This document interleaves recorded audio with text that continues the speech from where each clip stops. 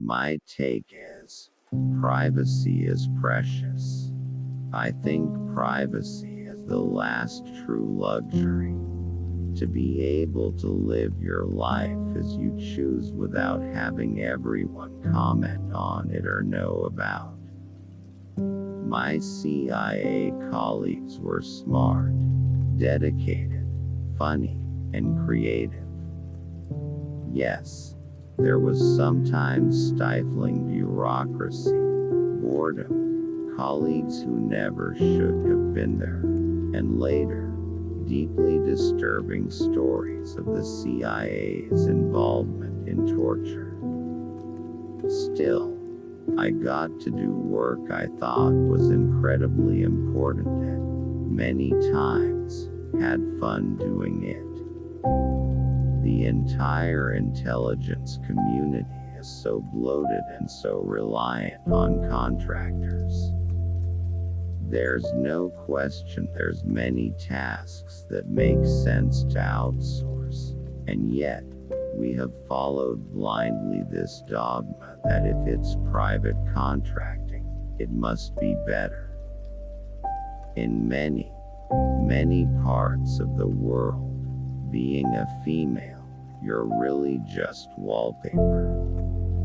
If you take care to blend in, no one would think in 1,000 years that you were doing anything suspicious.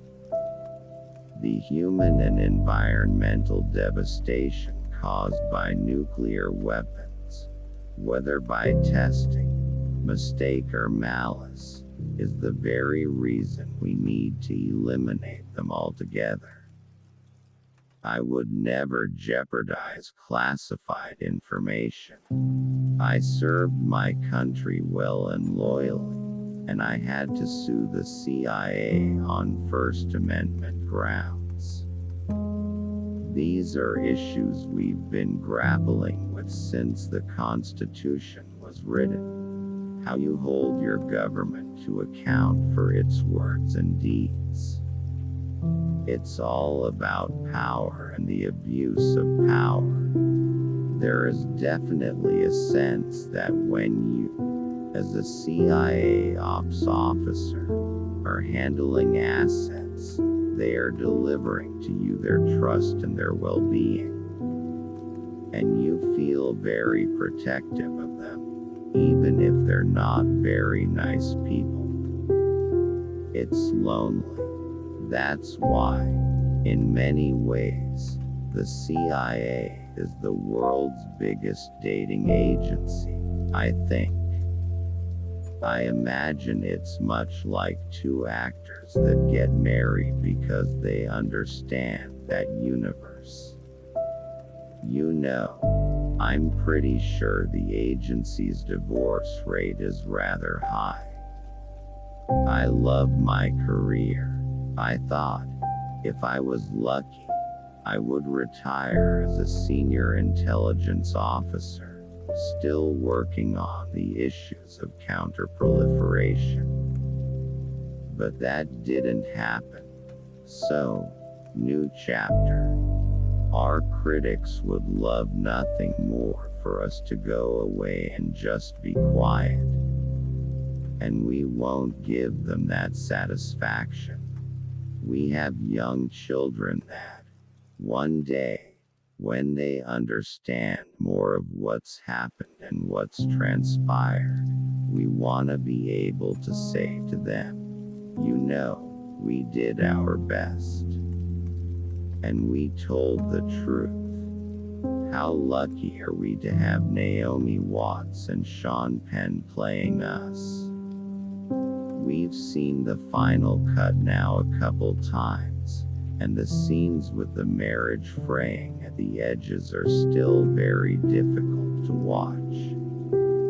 However, our hope was that no matter your political persuasion, you're taken with the idea that it's important to hold power in check.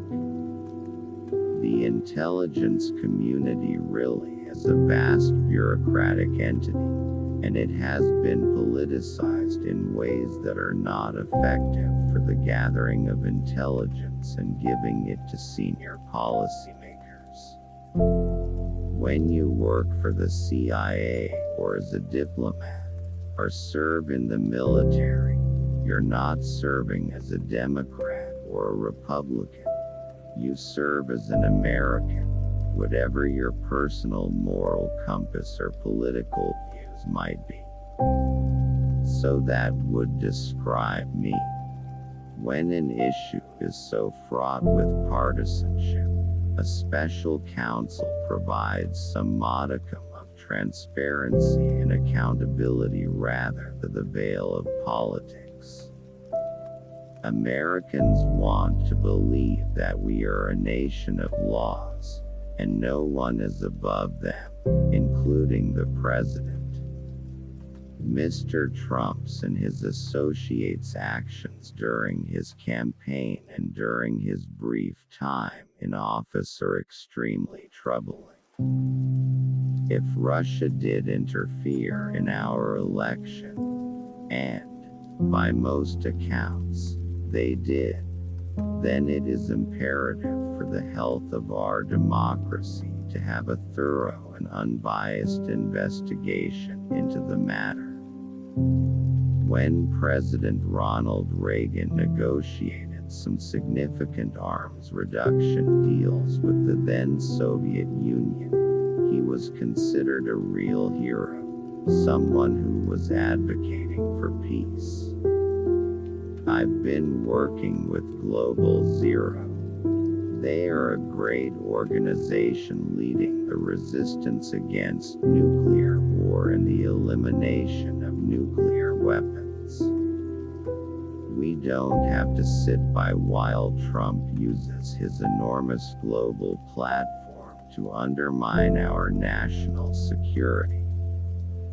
We would love to be able to actually force Twitter's hand to live up to its rules, explicitly forbidding hate speech and encouraging violence. Whatever you think of Trump, I think most people would agree he is impulsive, and we certainly have an impulsive leader in North Korea in Kim Jong-un.